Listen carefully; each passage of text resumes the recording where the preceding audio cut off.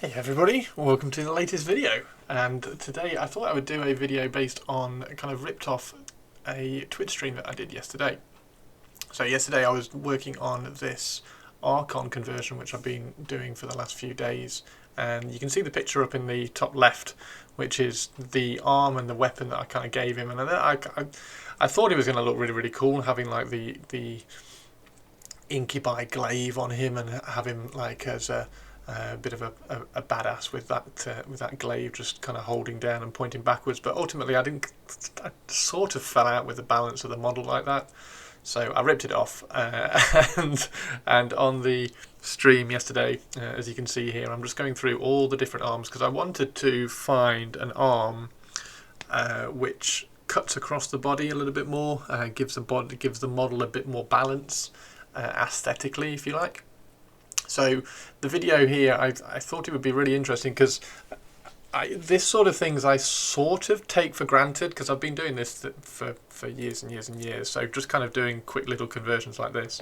And there were lots and lots of questions in Twitch chat while I was doing it live. So I thought it'd be really interesting just to kind of just rip it off and kind of edit it down a little bit and do a quick voiceover for you. So I'm going through all the different kind of Drukhari arms which I can find, which might hopefully give the angle which I want. See, this arm here is really close to the angle which I want, but the wrist isn't quite right. The wrist is pointing the sword out rather than pointing the sword across the body. So the option here is that I could maybe cut the hand off, but then you end up with a few too many joins for my liking. When there's still the option out there for an arm which might work, if I cut that hand off and then I have to cut the sword off because I have a very specific sword which I want to use, then you end up with just kind of too many joins and too many glue joins and weak spots sort of thing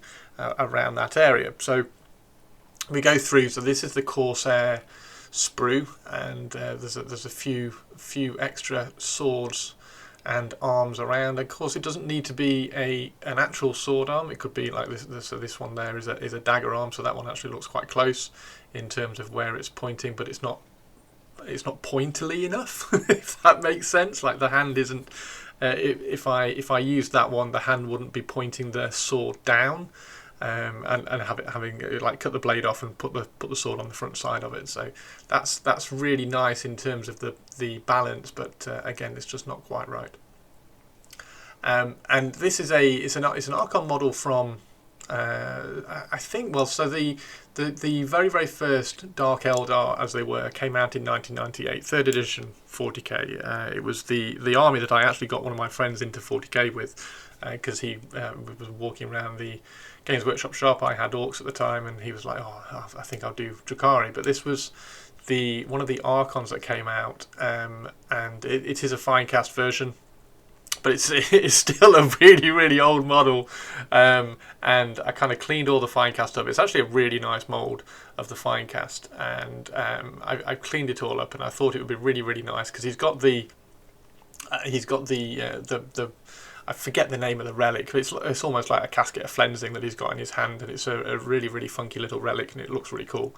So trying to find this model and then use it again, it would be very difficult. So I thought it would be really cool to add like modern day plastics on it and just kind of lift it up. And of course, faces and bases lift the model. So a new incubi helmet, and then all the weapons and a really cool base, and it's going to distract from maybe the kind of the clarity of the Finecast, and just make the model look really cool.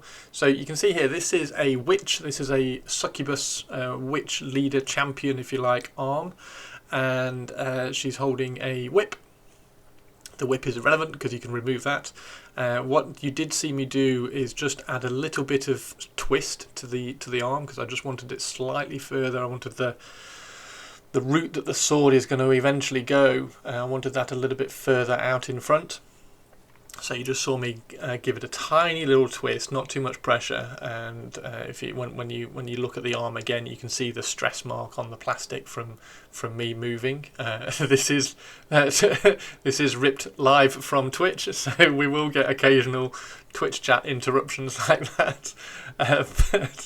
So yeah, this is the and I've zoomed in now because I'm getting very close to the edge of the screen when I'm doing this. But so these are some god hands which were very kindly gifted to me by one of my members in chat, and where they make really nice clean cut, and they also they're really sharp, so the snip doesn't really move very much. So you can see here I've taken the whip off, and I'm now just kind of taking the bulk of the handle and the hand off this sword so that I can gauge what angle I need to cut so that I can match it up to the whip hand.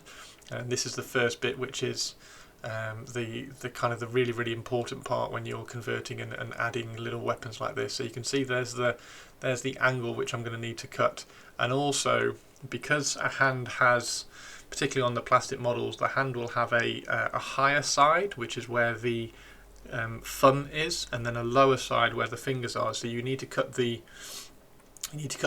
sword at a slight angle as well, and kind of imagine that it's kind of squashing down a little bit.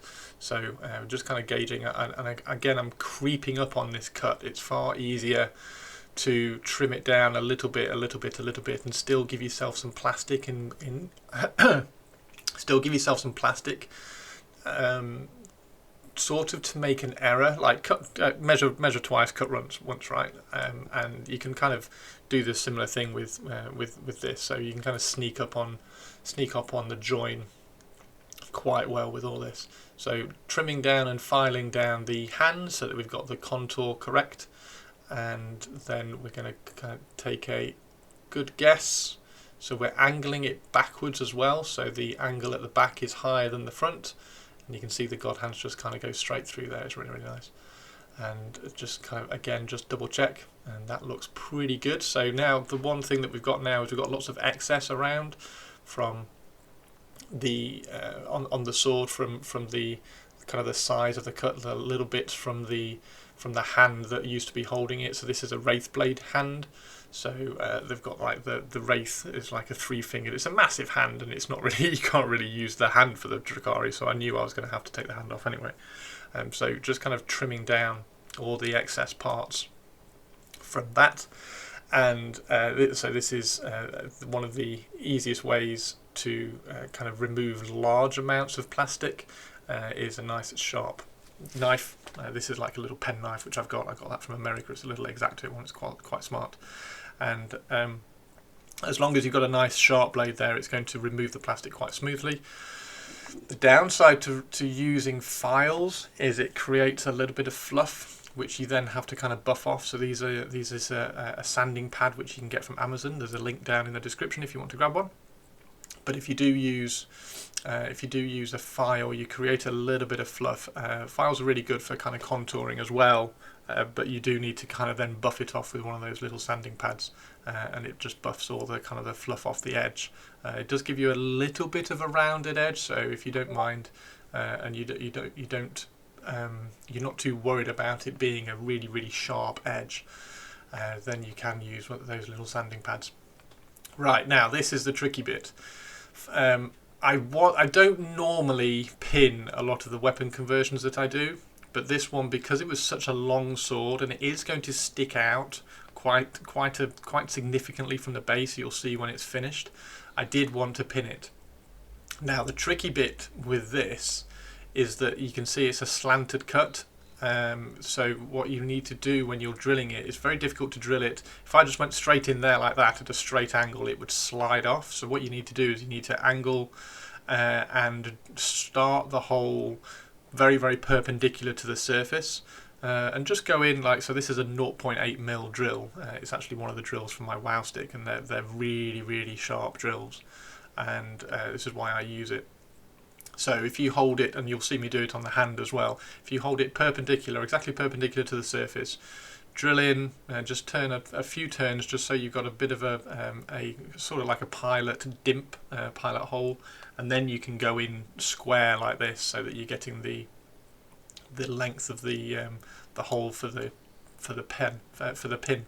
And I'm using brass rod.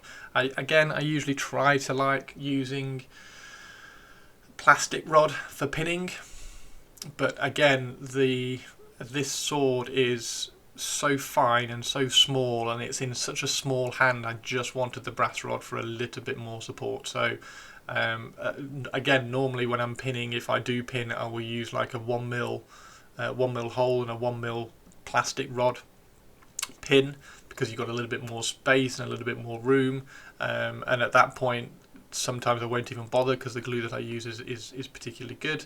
But here you go, look, so when I'm gluing in here, you make sure it's, so don't if you drill it on the orientation which you think that the rod needs to go in, then you'll just slide off. So you make sure you're completely perpendicular to the surface. Just drill a tiny little hole, just start it off, quick twist. And I do this by hand because then you're a lot closer to the part, and then you can straighten it up, and it will, the drill bit will stay in that little hole, and then you can just kind of go in and twist it nice and slowly and nice and gently. So one of the things that you'll notice when you're drilling like this is that the drill bit will wobble a little bit in your hand. That's normal. That's the ferrules of the cut of the drill just kind of wobbling as it's drilling in. But yeah, you can just kind of do it a little bit more easily by feel, and you can also do it a little bit slower. You can as long as you've got a nice sharp drill, you can go in really slowly, and yeah, it's just one of the best ways to do it if you are doing things like this. And of course I've got a wow stick as well, so when I am doing like drilling bolter holes, bolter barrels and things like that, I will just use a wow stick. That's absolutely fine. But for things like this, it's really useful just to kind of use it by hand. Okay, so nice big massive a nice big massive pair of pliers just to cut the brass rod. It's not tough brass rod. You could use these nippers, but because I've got the massive pair of pliers, I don't want to kind of risk damaging my nippers, particularly the god hands. Oh my god, don't cut this with god hands. So I do have a second pair of side cutters.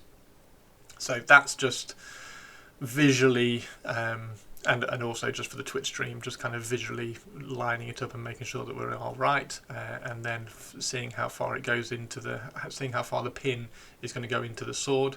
We'll then just kind of roughly cut it off. So we want it a little bit longer, again, so that we can file it down, and maybe drill the hole a tiny bit deeper. We don't want the pin to be short. You can see that I've still got the brass rod from the other cut still on the table, just in case I do go a little bit over. But you can see here we've now got about 1.5 mm to shorten it down. So drop the brass rod in the pair of pliers, and we'll use a little file. And just kind of what we can do here is if we point it, because the drill bit has a little bit of a point to it, so if we point it, it's going to seat better deep into the hole, and then we're also shortening it as well a little bit. So it's quite a tricky one to try to get this file down, because it's such a small piece of wire. But you can do it very, very carefully. Again, you don't need to be removing that much. And that, as you can see now, just slides in and sits really nicely in there. And introduce it to the hand, spin the hand around so it sits the right way, and we are about 1 mm away. So what I'm actually going to do here, rather than trying to file a whole millimetre off the other end, because the length of the brass rod is actually quite good. So let me just mute Discord for a second, it's being very noisy. And so rather than trying to remove a whole millimetre or 1.5 mm from the end of this, I'm just going to sharpen the end, and then drill the hole a little bit deeper into the hand, because I don't really want the pin to be too short, but yeah, so just extend very, very slowly, just take a little bit out of. So this one, I was really nervous about taking this hole a little bit deeper in here, because the width of the sword is so thin anyway. What I could have done is taken a micrometer and just kind of measured the width of the sword and see how much room on either side of the hole I had, how much space I have. But luckily I was kind of dead straight, dead square, and I avoid kind of blowing through on the hole at all.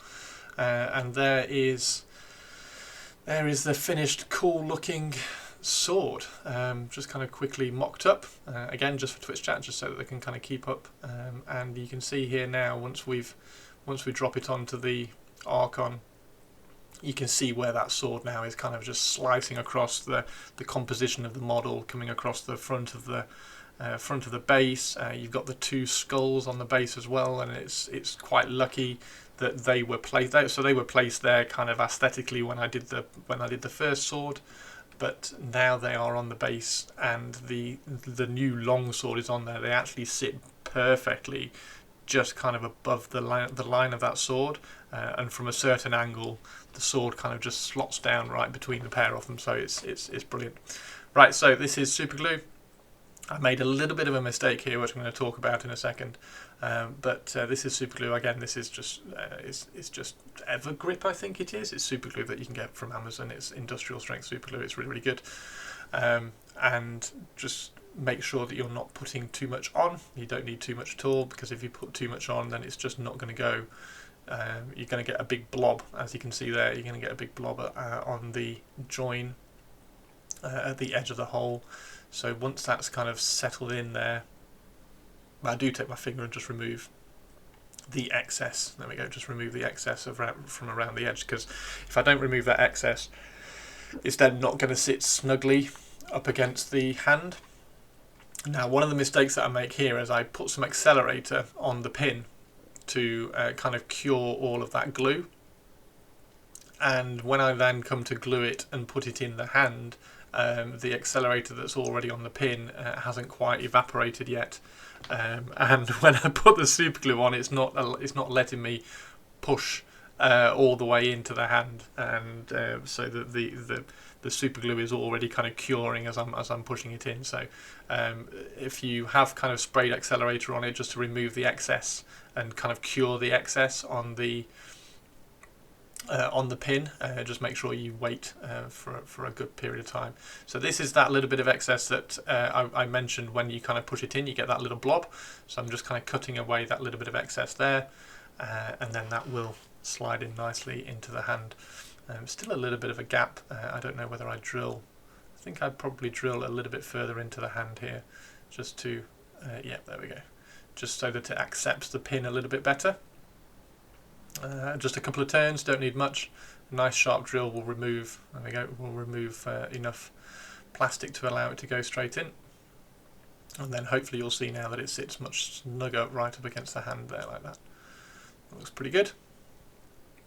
So now, applying this super glue, the accelerator is still sort of sitting on the surface of the pin. So when I apply the super glue here, it's already curing the super glue. So as soon as I introduce it to the hand, it sticks, and you'll see it happen here. So I introduce it into the hand here, and it sticks there, and I'm like, oh shit. So you've got to kind of jerk it and kind of twist it and force it in, which I really didn't want to do, because brass rod isn't particularly strong if you kind of bend it. So I really didn't want to bend this brass rod when I was pushing it in. So that's top tip. If you do spray accelerator, just wipe it, give it a quick clean with some tissue paper before you push that pin in for the second time, because it will cure. It will cure a little bit too quickly. But there is the kind of the finished sword. You can see it sits perfectly above those two skulls which are already on the base. And like I say, from a certain angle, but from the angle above, they kind of perfectly dissect the two skulls as well. So last little bit of glue, I placed this glue on the arm because it's very difficult to get the glue tip from the bottle into the shoulder on the Archon. So it's always better to add it to the part which is easiest to glue, and then hold it in there, introduce it, get the angle right. So I want that angle to be nice and low. You can see me kind of matching up to the height of the skull on the base as well. And if it goes too low, it's going to drop below the base of the base. So just hold it there for a second. And then, because there's no accelerator or anything up at the top there, and it's plastic on fine cast, you do have a little bit of maneuverability here. You can see me just trying to get that angle perfectly right. and then you can spray that with, and there's the dissecting between the two skulls just as I turn it around there. It looks fantastic. And yeah, I'm dead pleased with this. So there's a couple of things which need to change on the base. These two bits of, I don't really know what they are. They're little bits from the Kronos, but the bits on the base that stick up on the right hand side, those two bits there are from a Kronos, and they're kind of just to represent a little bit of kind of I don't know, corrupted wraith bone or something coming up from the base. They need to come out because they are now in the wrong place aesthetically. You can see as I'm turning it around, they get a little bit too close to the sword from that angle. And that's the length of the Wraithblade sword compared to the Husk blade from the Archon. So those two little kind of weeds which are coming up, I'm going to rip those out. They need to get moved further back, because the way that it worked with how the old sword used to be, they were there to kind of balance the fact that there wasn't anything happening at the front of the model. But now there is that massive sword coming out in front. You don't need those two little bits of weed there, so I'm going to pull both of those out. They're going to slide back just a fraction, just to in front of his back foot, just to give a little bit more height and width to the side of the model there. So that's the plan. That's one thing I'm going to be doing today, and yeah, I'm really pleased with it. Let me know what you think of it. The back side of it, you can't see it, but the back side of this model only normally has one of those little kind of Drukhari pillars on the back, the kind of the back banner, if you like. It only has one of those, so I drilled 2 holes on either side so I could mount 2, and then filled in that centre hole and just kind of sculpted a little bit more fur on it. I don't turn the model around, so unfortunately you can't see that, so I'm very sorry about that. But yeah, that was the idea. The Archon itself is such a classic model. I think it's a really, really cool old model, and actually a lot of the detail, I mean, I might live to regret saying this, but a lot of the detail on the Finecast actually looks really, really kind of sharp. I will see how that translates over once it's had a prime and I start painting it. But I think the sword looks amazing. I think the sword, I picked a sword specifically so it had a little bit more of a Drukhari-esque rune up at the top. So if you look up at the top by the soulstone, the rune up there looks a little bit more jagged in, a little bit more Drukhari-esque. The casket of flensing that he's holding in his hands, I'm pretty sure that's not what it's called, but I've complete brain wipe on what it's actually called, what the relic is called. I'm going to have to go through my 3rd edition codex and just remember what it's called.